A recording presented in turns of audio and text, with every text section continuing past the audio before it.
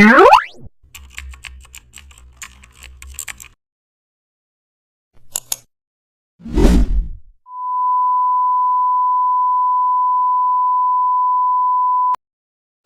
back to the channel. Don't forget to like, share and subscribe for more updates.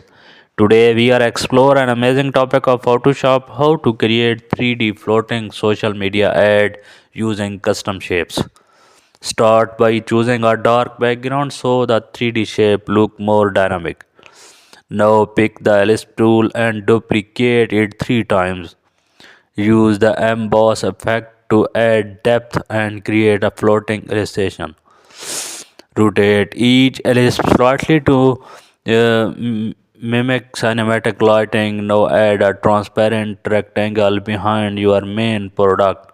Apply motion blur to create a fast moving look.